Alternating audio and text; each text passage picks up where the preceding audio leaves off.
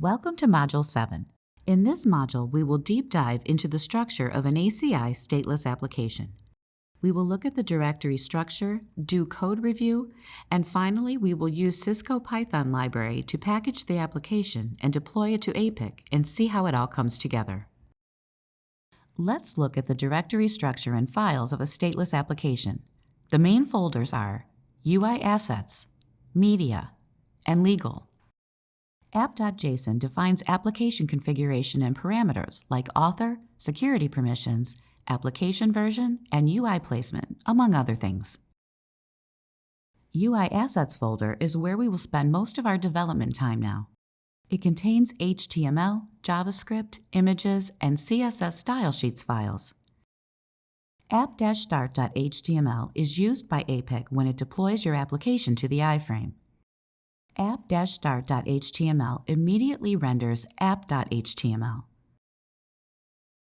Media folder contains images, intro video to your application. This is where you can get fancy and create compelling video for others to see about your application.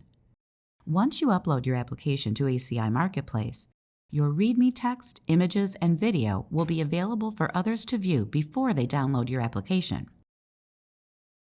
For this course, we will never touch these files. These are legal Cisco docs that are in place. Let's go ahead and open the code we downloaded in Visual Studio Code.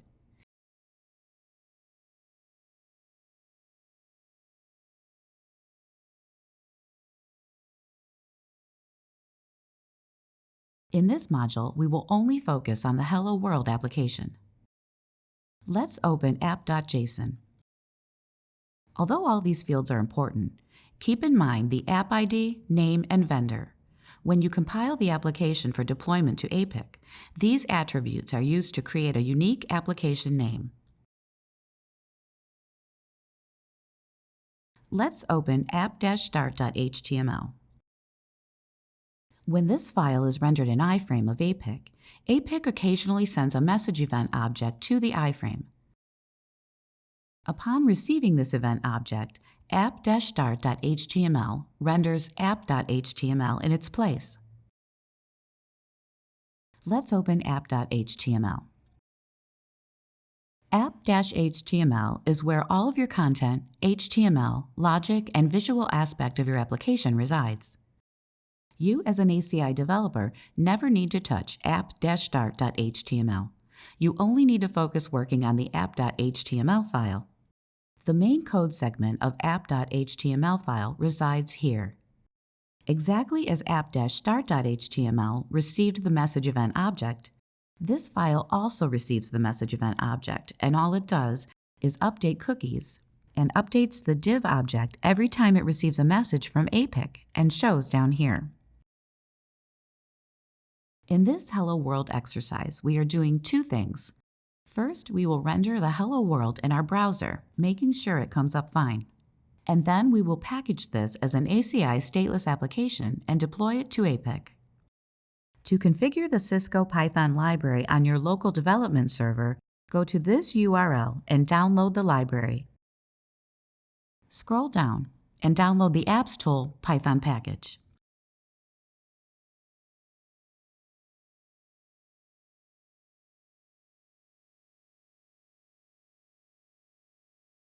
I'm going to go through this on a Mac. If you're using Windows, I recommend to use the Windows subsystem for Linux. Install these libraries on Ubuntu operating system as opposed to Windows operating system. It will make your process easier and simpler to work. If you're using Windows, make sure to install python-dev.library on the Windows subsystem for Linux. If you're on Mac, make sure to run brew install libmagic. I have copied the Cisco library under the lib folder of my directory.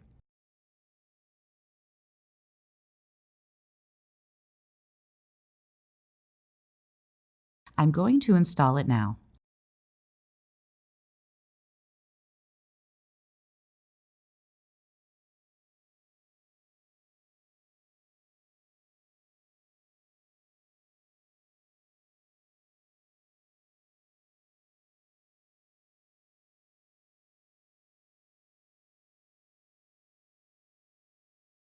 The library is now installed. Let's tar it.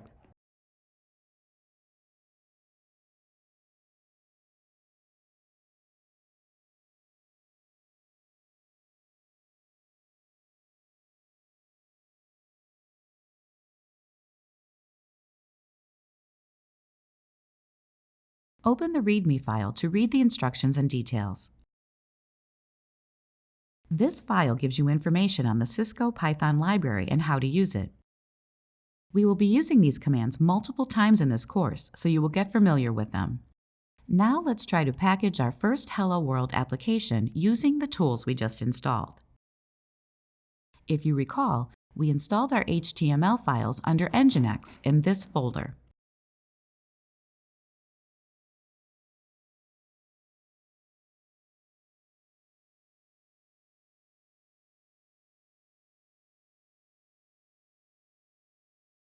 I am going to copy this full path.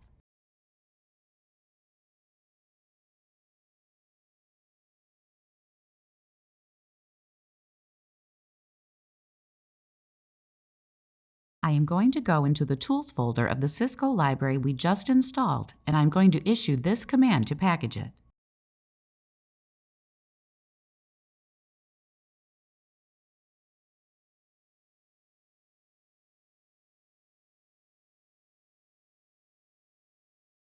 What this does is reads the app.json file, takes all the codebase, and compiles that into an ACI zipped application that now we can deploy to our APIC. I am going to log into my APIC and go to the Apps tab.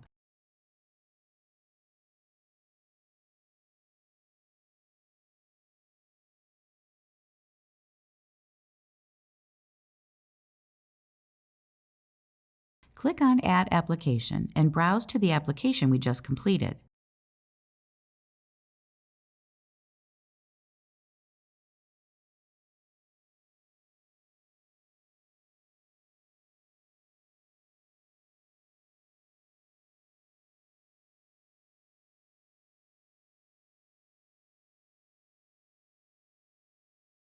Enable the application. I will select all security domains for now. Now, because this application is deployed directly under the Apps tab, I can open it here. I have the ability to install it to a specific location under different tabs. For now, I will open it here.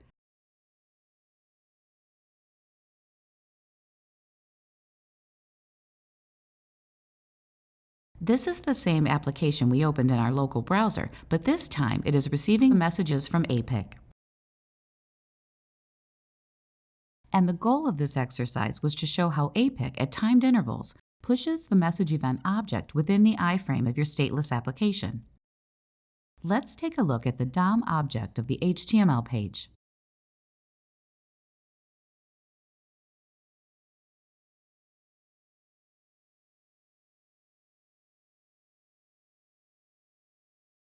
If you look here, your stateless application is deployed within the iframe.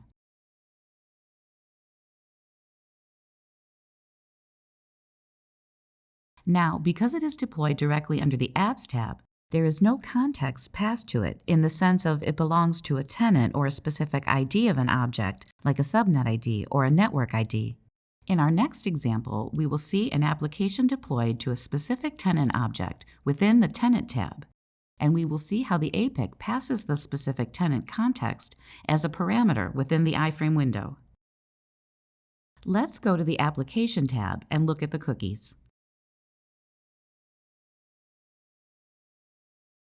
These are the cookies used by your application, and these are updated by APIC at a timed interval, as you can see here. Every time your application tries to make a REST API call to APIC, it uses these refreshed time tokens and passes them as headers to APIC. This way, all REST APIs have refreshed valid tokens. This concludes Module 7. In the next module, we will look at our main course sample project, the Graceful Tree project.